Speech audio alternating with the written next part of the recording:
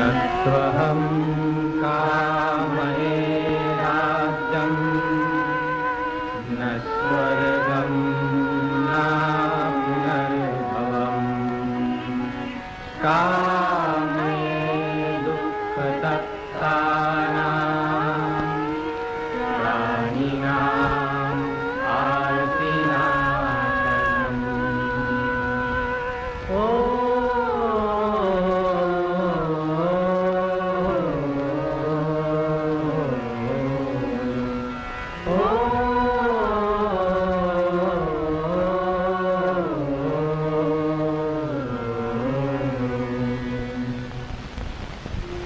I crave no kingdom of my own, nor the joys of heaven.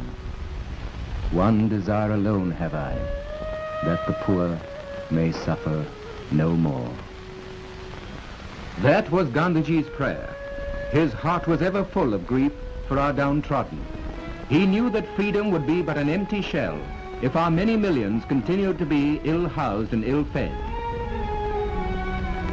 At the same time, Bapu was quick to realize the potential worth of our village crafts, crafts that are a part of our ancient heritage.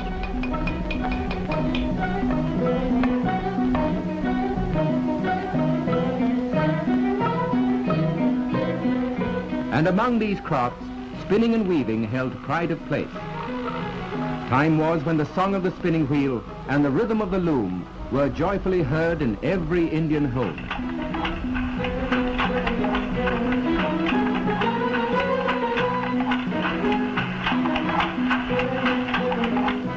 And the beautiful fabrics woven in those ancient days were highly prized by our people.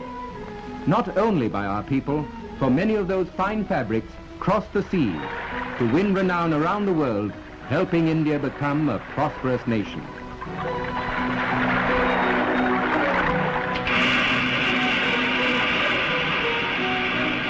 Then the tide turned against us. Foreign traders dumped on our shores their machine-made fabrics. These were not as lasting as our hand-spun cloth, but they were cheap.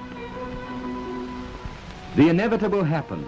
Unable to cope with foreign competition, our spinning wheels and looms lay neglected, and millions of our craftsmen were faced with starvation.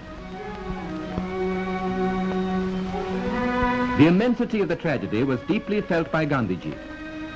He was convinced that in the revival of the spinning wheel lay the economic and moral regeneration of India. It could well be again the wheel of prosperity for our masses. Thus was born the Khadi movement, a symbol of India's fight for freedom.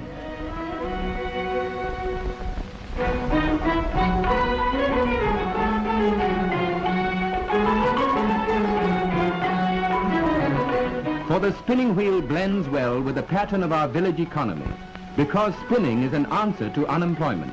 It can be undertaken either as a full-time or seasonal occupation by the farmer and his family. The evolution of the charkha is an intriguing story, a story that is symbolic of the villager's advancement. Much thought and research have gone towards perfecting the different types of charkha.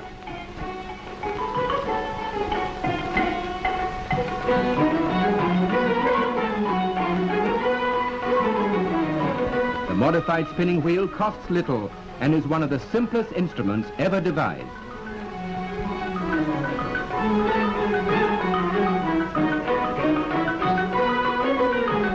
And its simplicity itself to operate. And its needs too are simple. Firstly, cotton grown by our people.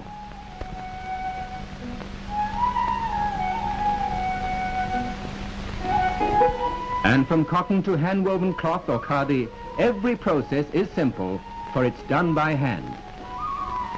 First comes the ginning, eliminating seeds and foreign matter.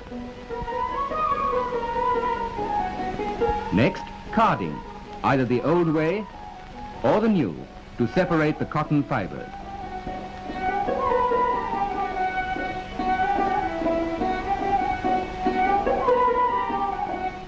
The fibers are made into slivers. Fine threads are then drawn out from the slivers for weaving. No powered machine can produce yarn of more than 150 counts, while the skilled hands of many a villager can spin thread up to 500 counts, thread that's far finer and stronger than any made mechanically. And it's a thread on which hangs a livelihood of more than 1 million of our craftsmen, who today earn a living in one form or another from the making of hand-woven fabrics. For besides offering a living to the growers and spinners of cotton, the charkha provides employment to many others who help in its manufacture, like the blacksmith and the carpenter.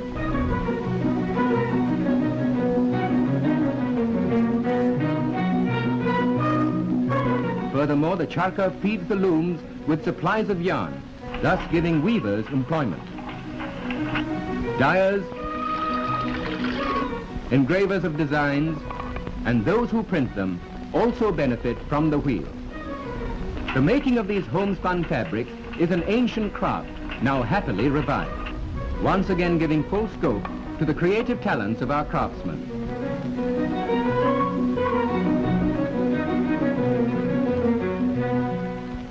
And today, to make these beautiful fabrics better known, 1 rupee's worth of khadi is sold for only 13 annas. And who gets the 13 annas? All of it goes to the makers of khadi, and to them alone.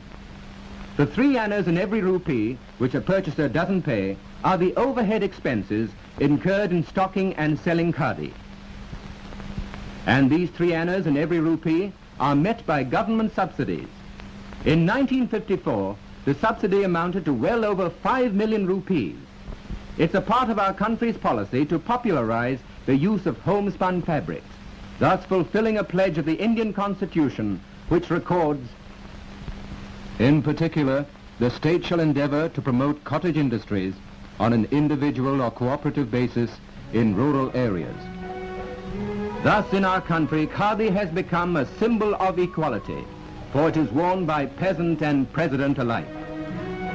Not only a symbol of equality, but also a symbol of distinctive craftsmanship, which is once again making our homespun materials popular. For khadi combines elegance with utility, and the variety of homespuns produced can meet every requirement. Increased sales mean increased production, which in turn will give us fabrics that are finer and more durable.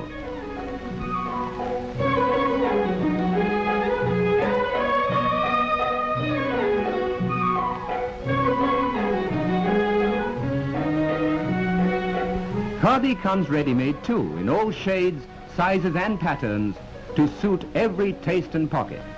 For young or old, for use in the home or in society, khadi is the answer. And if all of us were to patronize these fabrics to the full, it would give employment to another 100 million of our men, women and children.